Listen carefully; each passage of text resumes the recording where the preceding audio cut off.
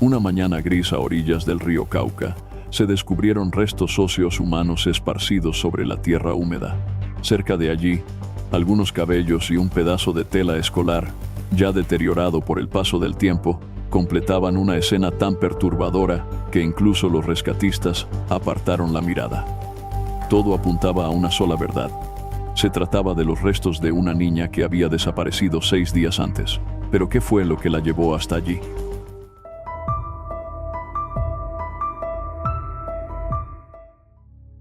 El miércoles 20 de agosto de 2014 comenzó como cualquier otro día. Giovanni, quien en ese momento trabajaba en turnos nocturnos como auxiliar de bodega en una entidad bancaria, regresó a su hogar por la mañana tras una jornada de trabajo. Estaba exhausto, así que decidió descansar. Mientras tanto, su hija Luisa Fernanda, de 13 años, permanecía en la sala ocupada con sus tareas escolares. Alrededor de las 7 de la noche, Giovanni despertó y notó que su hija no estaba en casa. En otras ocasiones, mientras él dormía, Luisa Fernanda y su hermano menor, Juan Esteban, quien tenía 11 años, solían visitar la casa de sus abuelos, por lo que al principio no hubo alarma. Sin embargo, al comunicarse con los familiares y confirmar que la niña no se encontraba allí, la preocupación comenzó a aumentar. Esa noche, los miembros de la familia iniciaron una búsqueda por los alrededores, preguntando a compañeros del colegio, vecinos y conocidos, pero nadie parecía tener información sobre el paradero de la menor. Alfredo Garcés, padre de Giovanni, también participó activamente en la búsqueda, que se extendió durante toda la madrugada. La mañana del jueves 21 de agosto de 2014, a las 8 en punto, Luisa Fernanda Garcés Pérez fue oficialmente reportada como desaparecida. Tenía 13 años, una estatura aproximada entre 1.5 y 1.6 metros, y usaba brackets. Clara Giraldo, directora de la seccional de Fiscalías de Manizales, explicó que en muchos casos similares, especialmente con adolescentes, la desaparición suele resolverse en 1 o 2 días, ya que algunos se ausentan temporalmente por decisiones personales. Sin embargo, quienes conocían a Luisa Fernanda la describían como una persona tranquila, amable y comprometida con sus estudios, lo que hacía que su ausencia resultara especialmente desconcertante. Ante la falta de información concreta, comenzaron a surgir hipótesis dentro del entorno familiar. Una de las preocupaciones más fuertes era que la menor hubiese sido trasladada a otro lugar sin autorización o que estuviera retenida contra su voluntad. Mientras la fiscalía comenzaba las diligencias correspondientes, Alfredo y Giovanni recorrieron Villa María, colocando carteles con la fotografía de Luisa Fernanda. La sensación de impotencia era constante, ya que no se sabía con certeza qué había ocurrido ni dónde podía estar. Comenzaron a circular versiones contradictorias. Algunas personas afirmaban haberla visto en una zona rural con un motociclista. Otras decían haberla visto en un centro comercial en Manizales, e incluso hubo quienes aseguraban que había sido vista en Medellín, bajándose de un vehículo acompañada por varios adultos. Sin embargo, ninguna de estas pistas fue confirmada. La falta de información concreta hacía sentir como si la joven hubiera desaparecido sin dejar rastro. La situación afectó profundamente a la familia. La incertidumbre y la angustia por no saber el paradero de una hija generaban una carga emocional difícil de sobrellevar. El ambiente en el hogar cambió por completo y las rutinas cotidianas, como comer o dormir, se volvieron secundarias ante la ausencia. Durante los primeros pasos de la investigación, la fiscalía encontró un dato relevante. Un día antes de desaparecer, Luisa Fernanda, acompañada por su padre y su abuelo, había asistido a medicina legal para reportar un posible caso de violencia sexual. El incidente, según la denuncia, habría ocurrido 8 meses antes, en enero de ese mismo año. La menor no había compartido lo sucedido con nadie hasta ese momento y no logró identificar al presunto agresor. Tras ese evento, sus familiares comenzaron a notar cambios en su comportamiento. Según su abuelo, Luisa Fernanda mostraba señales de tristeza persistente. En el colegio, el personal docente mencionó que su actitud se había vuelto conflictiva y difícil de manejar. Incluso, se sugirió que fuera trasladada a otra institución educativa, ya que los problemas de conducta se habían intensificado. Buscando una solución, La familia decidió enviarla por 1 mes y medio a Bogotá, donde vivía una tía, con la esperanza de que el cambio de entorno ayudara a estabilizarla. Alfredo y Giovanni pensaban que un cambio de ambiente podría ayudar a Luisa Fernanda. En efecto, durante su estadía en Bogotá, surgieron señales que encendieron las alarmas dentro de la familia. La observación de una trabajadora social sugería la posibilidad de que la menor hubiese atravesado una experiencia traumática. Giovanni, que desde hacía meses ejercía la crianza en solitario tras separarse de la madre de Luisa, fue quien recibió una revelación contundente. El 19 de agosto de 2014, un día antes de la desaparición, la niña compartió un hecho ocurrido meses atrás, a comienzos de enero, en la vivienda familiar. Según lo informado, la situación tuvo lugar durante una noche en la que el padre se encontraba trabajando. En ese contexto, personas externas ingresaron al hogar, lo que derivó en un episodio grave de vulneración. El hermano menor de Luisa Fernanda, Juan Esteban, fue testigo de lo sucedido, aunque en su momento no comprendió la magnitud de los hechos. La confesión de sus hijos dejó a Giovanni completamente conmocionado. Habían pasado 8 meses desde aquel hecho, y recién ahora la verdad salía a la luz. El testimonio señalaba que, en ausencia del padre, un desconocido ingresó a la vivienda, aprovechando que la madre se encontraba bajo los efectos del alcohol, lo que derivó en una grave vulneración contra la menor. Según ella, no recordaba al individuo y afirmaba no haber tenido conocimiento de lo sucedido. Indicó que se trataba de un conocido de una amiga, Lina Janet Osorio, quien supuestamente lo había llevado al hogar durante una reunión informal. Aquella noche, según dijo, se habían quedado sin licor y recurrieron a ese contacto para continuar la reunión. Ante la gravedad del testimonio de Luisa Fernanda, Giovanni y su padre, Alfredo, la acompañaron a medicina legal el día anterior a su desaparición. Para la fiscalía, este hecho fue alarmante. La coincidencia entre la denuncia formal y la desaparición inmediata de la menor despertó múltiples interrogantes.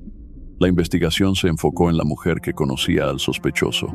Lina Janet, de profesión peluquera, fue ubicada e interrogada. Relató que durante una reunión informal con la madre de Luisa Fernanda, había recibido una llamada de un antiguo conocido, a quien había apodado Andrés. Afirmó no tener datos concretos sobre él, ni siquiera su nombre completo. Lo describía como reservado, alguien que evitaba compartir información personal. Mencionó incluso haber mantenido una relación en el pasado y haberlo visitado cuando estuvo privado de libertad por hechos delictivos.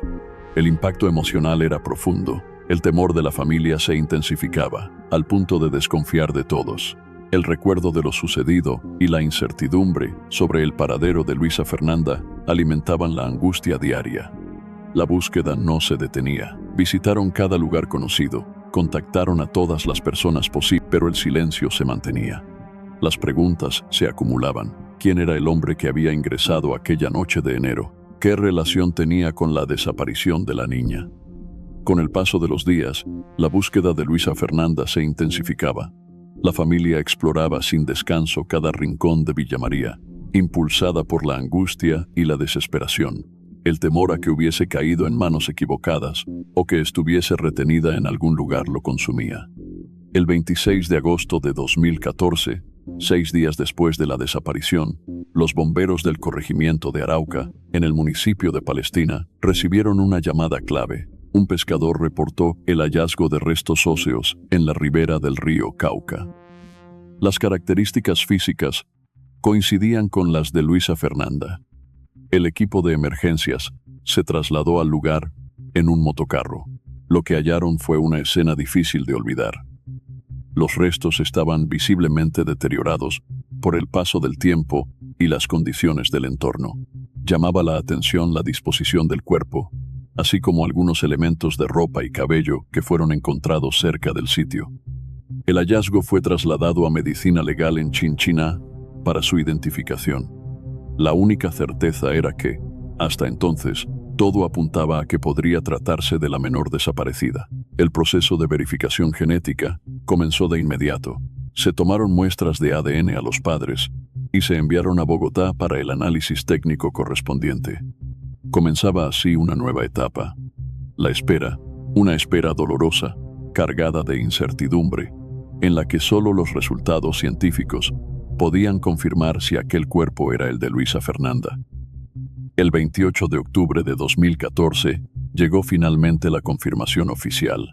El Instituto Nacional de Medicina Legal determinó que los restos hallados a orillas del río Cauca correspondían a Luisa Fernanda Garcés. Tras más de 2 meses de incertidumbre, la noticia sumió a la familia en un profundo dolor. Para ellos, la evidencia más devastadora fue el reconocimiento de prendas personales encontradas en el lugar del hallazgo. El informe forense indicó que la causa de la muerte fue un fuerte golpe en la región lateral del cráneo. A pesar del estado avanzado de deterioro, el examen permitió identificar una fractura significativa compatible con un trauma contundente. Con esta confirmación, el caso pasó formalmente a manos de la Policía Judicial, bajo la hipótesis de homicidio. Las autoridades reiniciaron el proceso investigativo, profundizando en los testimonios ya recolectados. El caso fue asumido por la SIJIN en Manizales, con un equipo encabezado por el intendente Carlos Andrés Pérez y el subintendente José Bisney Yaya. Ambos investigadores recibieron el compromiso emocional de la familia, decidida a conocer toda la verdad. Como primer paso, se dirigieron nuevamente al lugar donde fueron encontrados los restos. Según los expertos, el análisis del entorno es crucial para reconstruir lo sucedido. Una de las observaciones más relevantes fue el estado en que se encontraba el cuerpo, que aún conservaba parte de sus prendas y presentaba señales de haber sido sujetado en la zona de los pies. Dado el caudal del río Cauca, uno de los más poderosos de Colombia, los investigadores concluyeron que si no hubiese habido un elemento que limitara el movimiento del cuerpo, las aguas habrían dispersado los restos, haciendo imposible su hallazgo. Durante varias horas, los investigadores permanecieron en la zona donde habían sido hallados los restos de Luisa Fernanda. A pesar de examinar cada centímetro de la orilla, no se encontraron nuevas pistas que permitieran avanzar. Ante ello, decidieron redirigir sus esfuerzos hacia el entorno cercano de la víctima. Al entrevistar a varios compañeros de la menor, surgió un dato revelador. El día de la desaparición, Luisa Fernanda no estuvo sola. Uno de sus amigos confirmó haber pasado la tarde con ella el 20 de agosto de 2014, mientras su padre descansaba.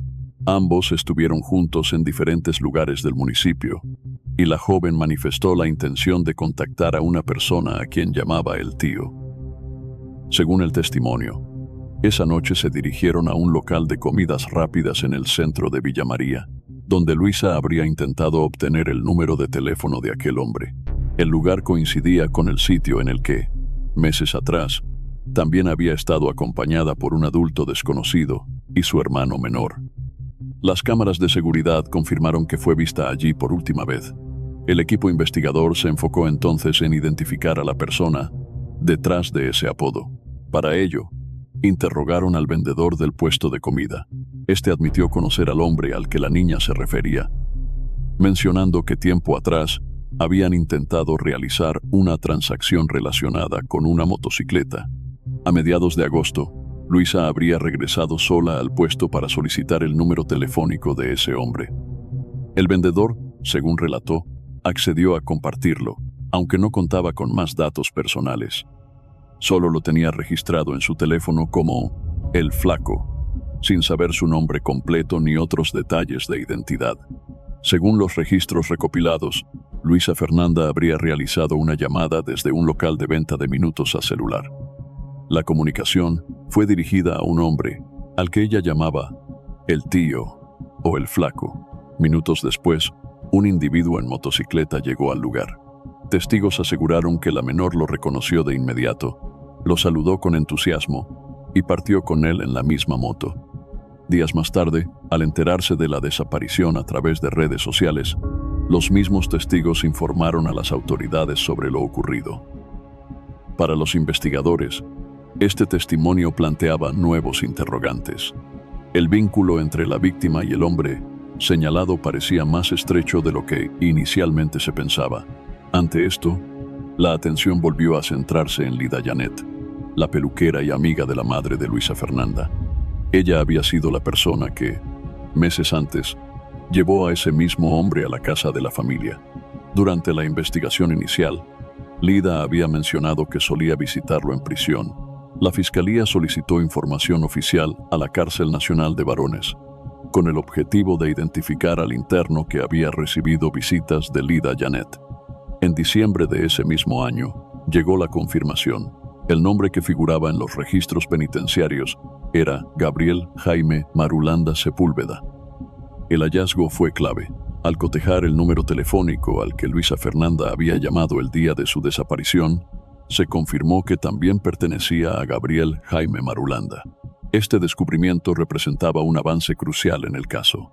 Aunque el pasado del sospechoso ya incluía antecedentes por homicidio y amenazas, especialmente hacia mujeres, aún se necesitaban pruebas sólidas que lo vincularan directamente con la muerte de la menor.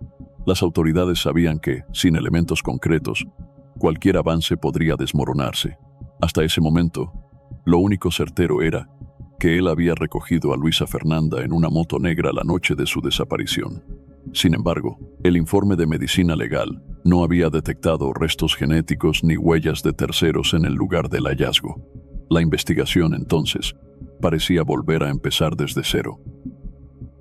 En diciembre de 2014, 4 meses después de la desaparición y muerte de Luisa Fernanda Garcés Pérez, los investigadores lograron identificar plenamente al presunto abusador y posible responsable del crimen.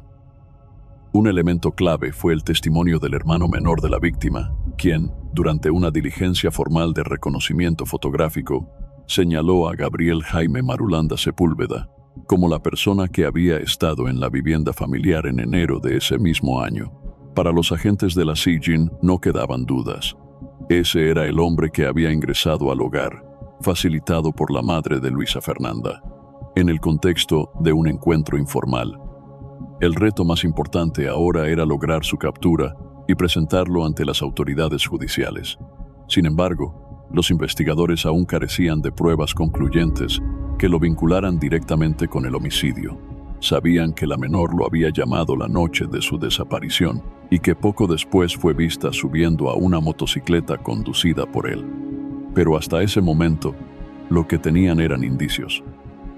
La estrategia se enfocó entonces en el análisis detallado del historial de llamadas entrantes y salientes del celular de Gabriel Jaime. Se trató de una labor técnica y minuciosa que implicó muchas horas de revisión. Con el paso del tiempo y la ausencia de avances inmediatos, el temor de que el sospechoso pudiera escapar aumentaba. A pesar del esfuerzo, parecía que la evidencia definitiva no aparecía. Pero en un giro inesperado, el río Cauca volvió a ser protagonista. Las aguas revelaron un nuevo indicio. Una llamada registrada el 21 de agosto de 2014 a las 5:37 de la tarde.